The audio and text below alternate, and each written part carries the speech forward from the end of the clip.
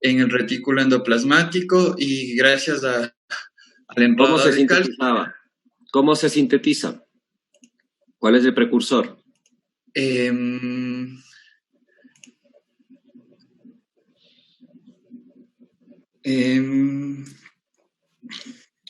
La colina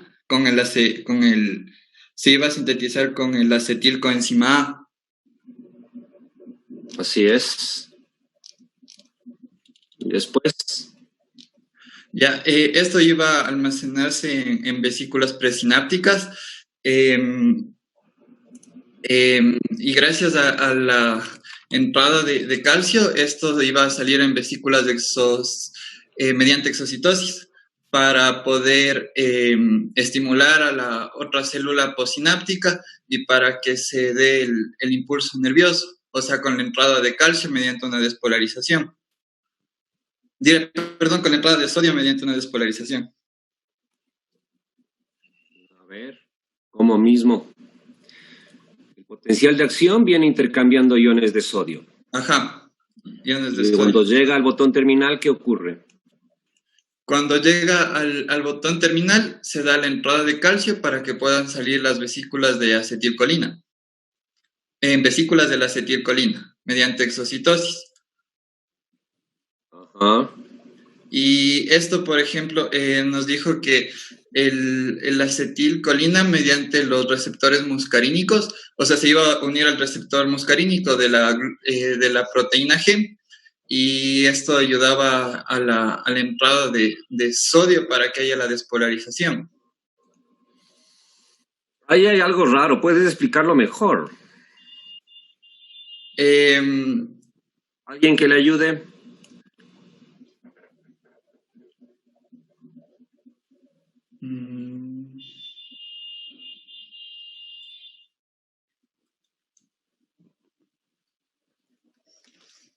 ¿Alguien que le salve? A ver, Doc, o sea, lo que yo entendí era que, bueno, ya se sintetiza la acetilcolina, ¿no? Y de ahí, gracias al calcio, no me acuerdo muy bien cuáles eran las proteínas que ayudaban a que la vesícula con la acetilcolina se fusione con la membrana y de esta manera salga la acetilcolina, que puede tener tres destinos. Una es unirse a los receptores presinápticos, otra a los posinápticos y otra también puede ser degradada por la acetilcolina esterasa en acetato y colina para de esta manera poder reciclar, por así decirlo, estos productos para poder formar posteriormente más acetilcolina.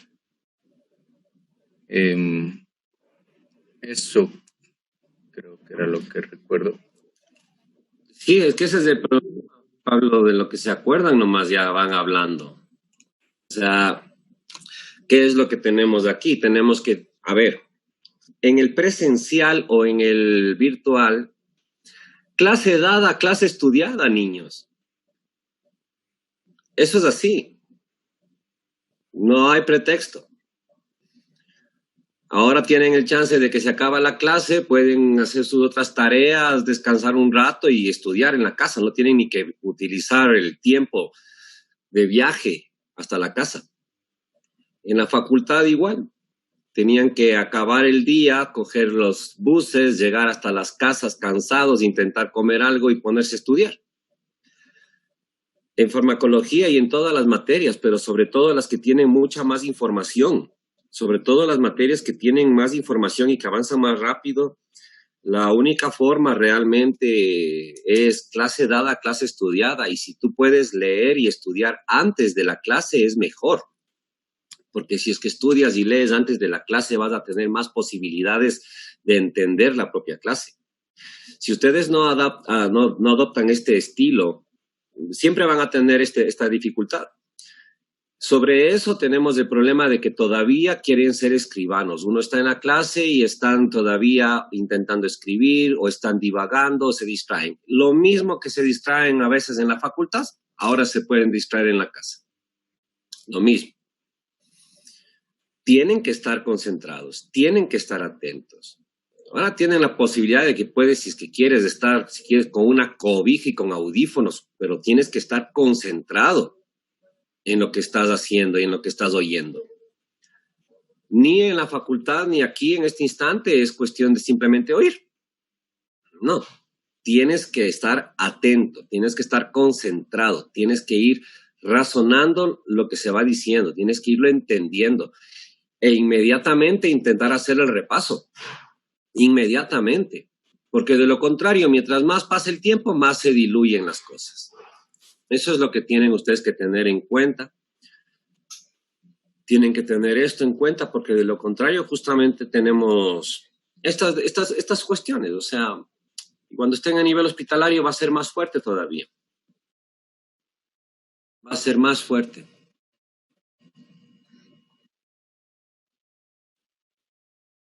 Ayer habíamos marcado esto. Habíamos marcado justamente que el precursor es la colina que ingresa por un cotransportador con sodio. Se conjuga justamente a través de la transferasa con la acetilcoenzima A para formar acetilcolina y otro transportador lo almacena. Ya aquí hay dos sustancias que podrían servir para modular y disminuir la disponibilidad de acetilcolina. Un fármaco que es el lemicolino y el otro que es el besamicol. Prácticamente no se usan en terapéutica, porque ya se imaginarán que si la acetilcolina es un neurotransmisor que regula muchísimas funciones orgánicas, no es muy buena idea dejarle a la persona sin acetilcolina. Hay que ir proyectando ya para qué podría servir. Entonces, no es muy bueno y tampoco puedes decir, no, es que si es que hay una intoxicación vamos a hacer esto. ¿Por qué? Porque el fármaco no es inteligente. El fármaco va a actuar en las neuronas y te va a quitar acetilcolina para otros lugares que necesitas. Sin acetilcolina orgánica, tampoco podrías tener contracción muscular. Y por lo tanto, el lemicolino, el besamicol, por ejemplo, reducen muchísimo lo que es el tono colinérgico. El potencial de acción está basado justamente en la entrada de sodio que provoca despolarización y la repolarización que le va siguiendo a milésimas de segundo atrás de la membrana es por la salida del potasio.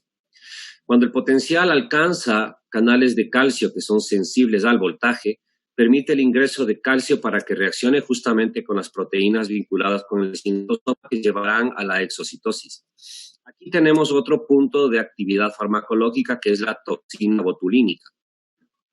Esta toxina botulínica, si es que fuera en situación justamente patológica como tal, o sea, como toxina botulínica porque te da botulismo, pues obviamente que tendría repercusiones orgánicas fuertes. Utilizada terapéuticamente la toxina botulínica, inyectada en determinadas zonas terminales de llegadas de nervios hacia grupos musculares concretos, como por ejemplo puede ser justamente el trapecio en la espalda, por ejemplo, en casos de distonías musculares severas que se miran en neurología, que son trastornos muy severos, muy crónicos, que alteran incluso la posición corporal.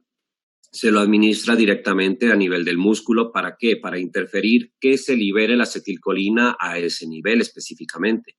Recuerden que cuando queríamos mejorar la especificidad del efecto, lo que hacíamos era cambiar, ¿qué? La vía de administración. Entonces, no estamos hablando de que le da botulismo a la persona y que te va a terminar muriéndose, sino que utilizamos la toxina botulínica administrándola intramuscularmente de manera concreta. Esto también hacen, por ejemplo, los médicos estéticos, los que se dedican a medicina estética, no los cosmiatras. Cuando ellos lo usan puede ser peligroso, porque tenemos cualquier cantidad de músculos a nivel facial y hay que saber exactamente qué paquete muscular vas a inyectar y la cantidad de toxina botulínica que vas a inyectar. Si estamos mirando que la acetilcolina actúa en receptores nicotínicos del músculo y que eso provoca una despolarización porque tiene un receptor vinculado con canal de sodio, favorece contracción. Y esa contracción favorece las arrugas faciales. Y entonces los médicos estéticos cogen dosis extremadamente pequeñas, y la inyectan en los orbiculares de los ojos o a nivel de los músculos que pueden estar dando comisura facial. Y obviamente la toxina botulínica va a actuar ¿en dónde? En los terminales nerviosos que van a liberar acetilcolina hacia esos músculos específicamente. Esa toxina botulínica va a evitar la liberación de acetilcolina y por lo tanto el músculo facial no se puede contraer. Si no se puede contraer, significa que pierde el tono muscular. Si pierde el tono muscular, queda flácido. Si queda flácido, desaparece el estado de contracción que marca la arruga cutánea y por lo tanto lo administra justamente que en el entrecejo, que a nivel de lo que es el orbicular del ojo, para lo que son los surcos nasolabiales. Y obviamente esto es lo que sirve en estética para corregir la apariencia y eliminar justamente así las arrugas. Esa es la manera en la que lo va a hacer, fíjate. ¿Ok? ¿Por qué? Porque, insisto, si es que fuera en dosis elevadísimas o si fuera como en un botulismo, la persona no tendría solamente a ese nivel la disfunción, sería a nivel orgánica la falta de acetilcolina, con todos los problemas. Recuerden que también el diafragma necesita de acetilcolina para contraerse y favorecer la respiración, por ejemplo. Irán pensando, por ejemplo, en sustancias como el curare, que tiene otro mecanismo de acción, es un mal ejemplo, pero para que entiendan de que cuando son los defectos sistémicos, las consecuencias obviamente son sistémicas porque tenemos receptores por múltiples partes, el concepto que se habló en farmacodinamia. Hay receptores por múltiples partes y por lo tanto, para mejorar una especificidad tienes que cambiar vía de administración. Cuando el neurotransmisor está presente en la brecha sináptica, puede actuar en receptores postsinápticos o puede actuar en receptores presinápticos. ¿Para qué actuará en receptores postsinápticos? Para provocar un efecto. ¿Para qué actuará en receptores presinápticos? Para retroacciones, fisiología, primer capítulo. Retroacción positiva, retroacción negativa. Fundamentalmente, ¿para qué? Retroacciones negativas, los neurotransmisores, la gran mayoría, para evitar el exceso de tono del neurotransmisor. Esto no solo la acetilcolina, sino absolutamente cualquier neurotransmisor. Y la otra, obviamente, que pueda ser degradada por enzimas específicas. Los neurotransmisores van a ser degradados por enzimas específicas, sufren un metabolismo. Y por lo tanto, la modulación puede tener que ver con lo que estamos mirando, evitar la síntesis, evitar el almacenamiento, evitar la liberación.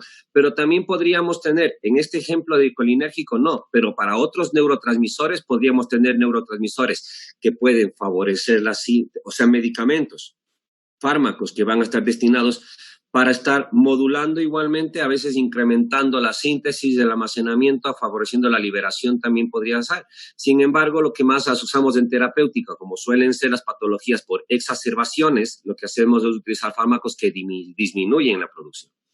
Pero también dentro de todo este sistema, sabiendo que hay receptores presinápticos y postsinápticos, hay algunas formas, porque si tú estimulas un receptor presináptico que lo que provoca es retroacción negativa, la consecuencia ¿cuál va a ser? Va a ser disminución de la secreción de un neurotransmisor.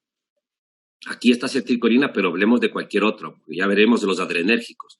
En el adrenérgico, un autorreceptor, por ejemplo, presináptico es el alfa-2, que está con proteína GI, y por lo tanto, estimularle un agonista de ese receptor, un agonista provocaría disminución del tono.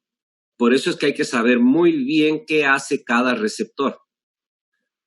Porque en cambio, un agonista beta o un agonista alfa-1 postsináptico aumentaría la actividad. Podría aumentar justamente la actividad. E igualmente podríamos tener fármacos que lo que hagan es imposibilitar la recaptura del neurotransmisor. Si se imposibilita la recaptura, va a quedar más fármaco libre en la brecha. Si queda más fármaco libre en la brecha, lógicamente que va a poder tenerse otro efecto. Y yo creo que voy ahorita más bien a hablar de esto, porque si es que no está claro lo poquito que hablamos del día de ayer, la verdad es que voy a perder el tiempo. La verdad voy a perder el tiempo intentando avanzar más en colinérgicos.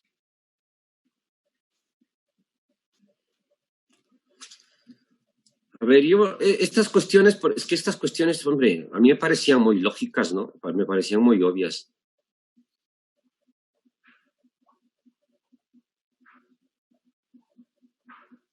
Tú tienes aquí el botón terminal y tienes la brecha sináptica. Y sabemos que existen receptores postsinápticos. y sabemos que existen receptores presinápticos. Sabemos que está almacenado el neurotransmisor y que por exocitosis se va a liberar. Cualquier neurotransmisor, no acetilcolina, cualquiera.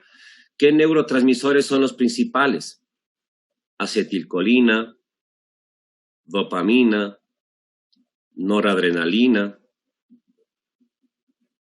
serotonina, histamina. Y de los inhibidores,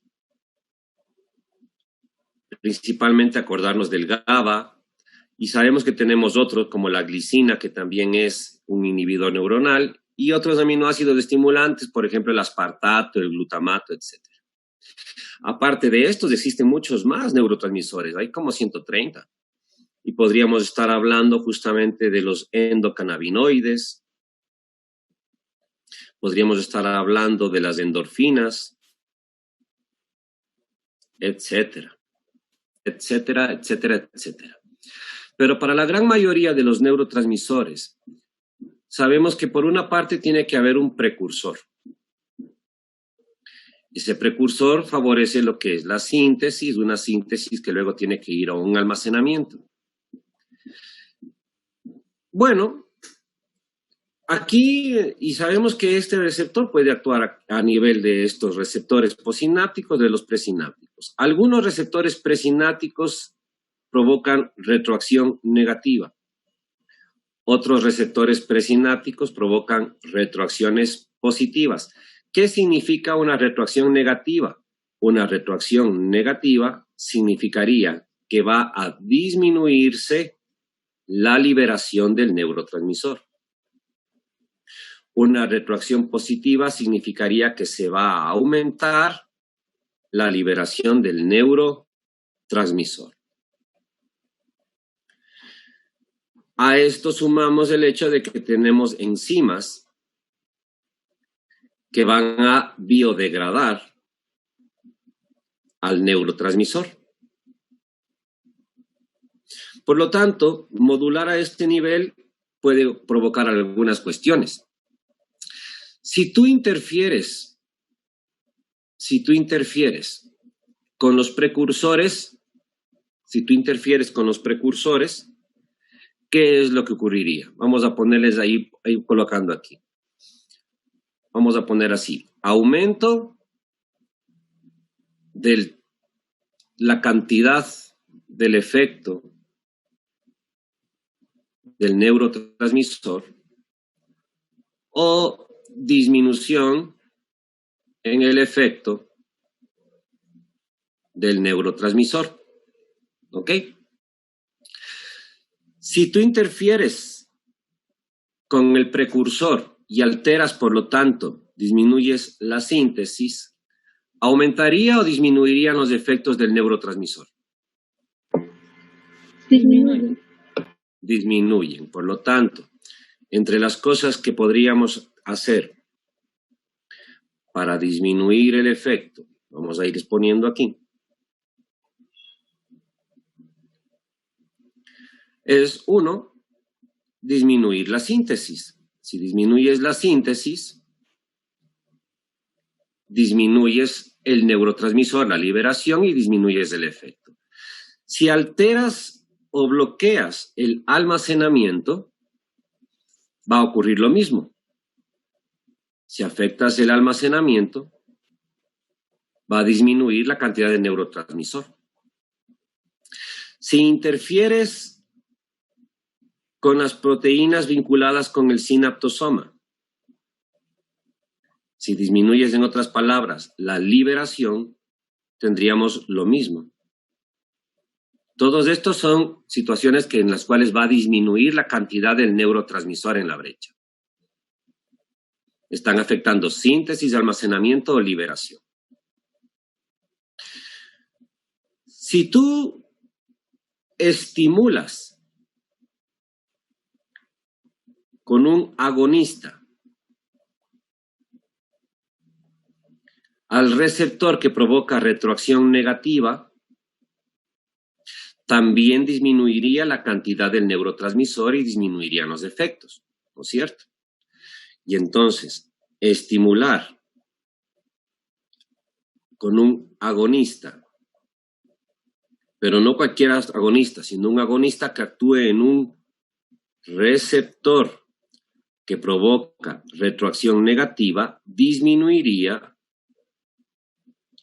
el tono del neurotransmisor, pero es un efecto más bien en el cual estás estimulándole al receptor. Si tú, por el contrario, das sustancias que aumentaran la disponibilidad de los precursores, por ejemplo, que aumentaran la cantidad de los precursores, existen pocos casos, pero hay, aumentarías del efecto. Si aumentas los precursores, esto hay que acordarse, va a asomar en el siguiente tema. Si aumentas los precursores del neurotransmisor, va a haber más neurotransmisor y por lo tanto se liberaría más. Si tú estimulas también con un agonista al receptor que favorece retroacción positiva, también tendrías más efecto. Si aumentas el efecto agonista sobre el receptor que provoca retroacción positiva, tendrías más efecto del neurotransmisor. Si bloqueas, si interfieres, en otras palabras, si inhibes la enzima que degrada el neurotransmisor, va a quedar más neurotransmisor en la brecha que puede actuar en los receptores orgánicos. Y por lo tanto, ¿qué pasaría con el efecto? ¿Aumentaría o disminuiría? Aumentaría. Exactamente. Entonces, si tú inhibes a la enzima que metaboliza al neurotransmisor, aumentas el efecto del neurotransmisor. Recordar que mencioné que existen bombas de recaptura. Hay bombas que lo que se encargan es de recuperar al neurotransmisor, de reciclarlo, para tener nuevamente más neurotransmisor que pueda ser incorporado en las vesículas. Por lo tanto, si tú bloqueas o inhibes a las bombas de recaptura, va a quedarse más neurotransmisor en la brecha sináptica. Si se queda más neurotransmisor en la brecha sináptica, ¿qué pasará con el efecto? Va a aumentar también. Por lo tanto, otra forma de aumentar el efecto es inhibir la recaptura.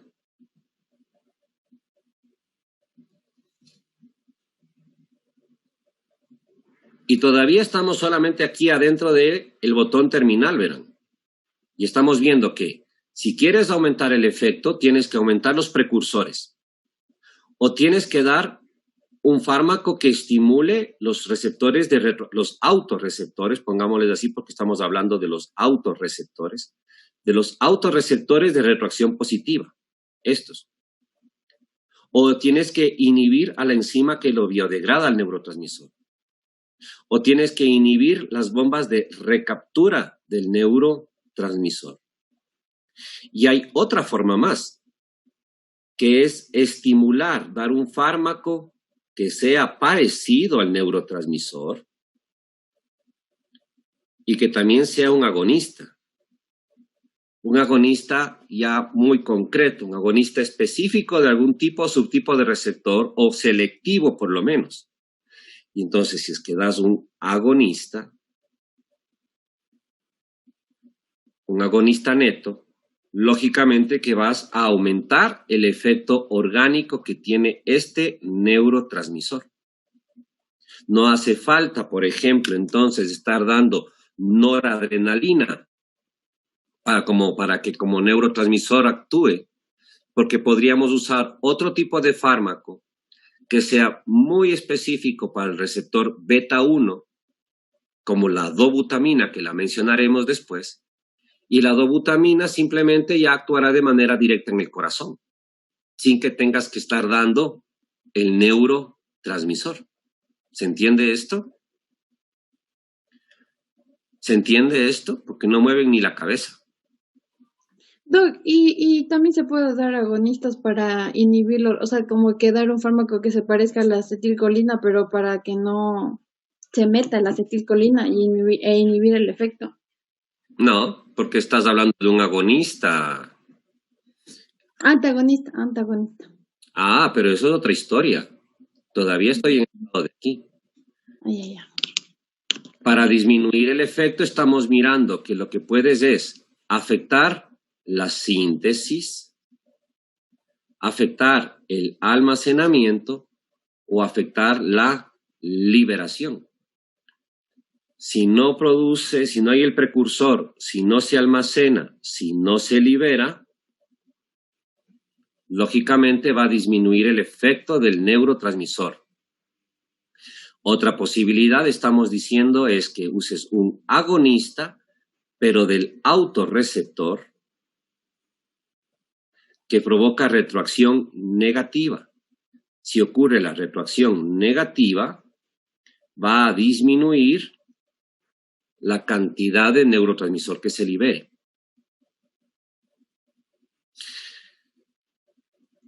Otra posibilidad es justamente la que está mencionando Estefanía, creo que era ahorita, y es utilizar un fármaco que tenga afinidad, pero que no posea actividad intrínseca. Estamos hablando, por lo tanto, de un antagonista. Y este antagonista impediría que el neurotransmisor actúe en su receptor.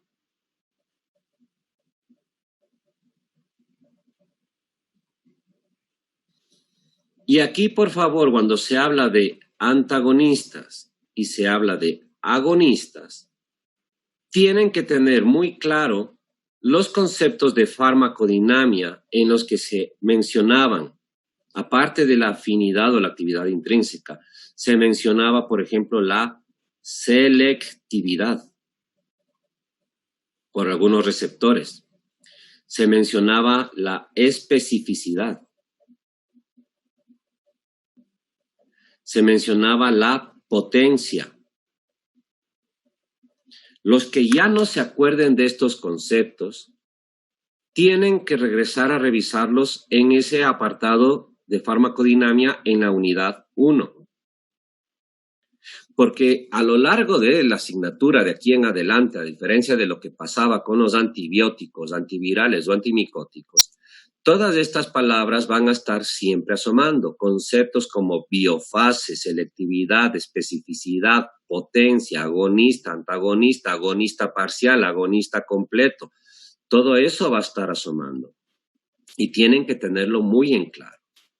Y entonces, para representar o graficar un poco esto con un tema, vamos a decir, para terminar, lo siguiente. Vamos a imaginarnos algún par de patologías. Por ejemplo, durante el curso de este bloque de materia, todos estos elementos van a estar asomando. Ya estamos mencionando algunos, como el hemicolino, el besamicol, la toxina botulínica, que van a poder, ¿qué? Disminuir el tono. También vamos a tener aquí, por ejemplo, se va a hablar de fármacos agonistas directos. ¿Qué es un agonista directo? Un agonista directo es esto de aquí. Se llama agonista directo porque por sí mismo actúa en el receptor de manera directa. De forma directa está estimulándole al receptor y por lo tanto aumentando el efecto. de manera directa, porque actúa en el receptor. Pero, por ejemplo, si yo lo que hago es inhibir a la enzima que lo destruye, al neurotransmisor, estoy dejando al neurotransmisor para que pueda actuar en su receptor y que pueda ejercer un efecto. Y por lo tanto, estos fármacos que inhiben a las enzimas o un fármaco que inhiba la recaptura y que también deje más neurotransmisor que pueda actuar en sus receptores, también son agonistas, pero ya no van a ser llamados agonistas directos. Son llamados agonistas indirectos. ¿Por qué? Porque de manera indirecta ejercen su efecto agonista. Por sí mismos no estimulan al receptor, sino que están haciendo algo que está provocando que quede más neurotransmisor que actúe en el receptor. Agonistas indirectos. Los antagonistas hay que tener muy en cuenta que podríamos tener antagonistas que actúen sobre específicamente un tipo o subtipo de receptores. En el caso del sistema que estamos ahora revisando, se va a hablar por eso de antagonistas muscarínicos. Y como la estructura, y recuerden el asunto de la afinidad, como la estructura del receptor nicotínico es diferente, si quisiéramos bloquear receptores nicotínicos tendríamos que utilizar otro tipo de antagonista que sea muy específico para receptores nicotínicos. No va a ser lo mismo. Y lo mismo nos va a ocurrir cuando estemos en adrenérgico, porque podremos hablar de antagonistas de receptores alfa y antagonistas de receptores beta. Y cuando hablemos de agonistas también nos va a ocurrir lo mismo. Podríamos hablar de agonistas muscarínicos, agonistas nicotínicos, agonistas de receptores alfa, agonistas de receptores beta. ¿Estamos claros hasta acá? Esto de aquí, por favor, deben tener claro. No está en el libro. No está en el libro, pero es fácil de entender si es que coges y te miras el esquema simple que sí está en todos los libros, que es este de aquí. Tienes que tú pensar y tienes que tú razonar qué ocurre si es que actúas en cada nivel, para que tengan en claro qué va a aumentar el efecto y qué va a disminuir el efecto. A eso tienen que sumar, a eso tienen que añadir el conocimiento sobre qué va a hacer cada uno de los neurotransmisores. Y el qué va a hacer cada uno de los neurotransmisores depende fundamentalmente del tipo de receptor y del tejido. Porque no va a ser lo mismo, aunque el receptor sea el mismo, un receptor beta 2, el mismo receptor que actúa a través de proteína GS, que significaba más actividad de adenilato ciclasa y más AMP cíclico, el efecto final no va a ser lo mismo si es que es la fibra del corazón, a que si es un hepatocito. Porque la célula, el tejido, es específico y provoca cosas concretas. ¿Estamos claros? Hoy ya no avanzamos en lo que era colinérgicos. Bueno, no importa, en tiempo estamos bien, lo haremos la próxima semana, pero tienen que tener en claro por lo menos hasta dónde hemos llegado y repasar bien las otras cuestiones. Aprovechen el fin de semana para revisar un poco de los efectos del sistema nervioso autónomo y cardiovascular. Tienen que también irlo haciendo porque si no, luego no entienden muchas cosas. ¿Ok? ¿Sí? Ahí quedamos el día de hoy, chicos. Una buena tarde. Gracias, Doc. Gracias, Doc. Hasta luego. Chao, chicos. Gracias, Doc. Adiós. Hasta luego, Doc.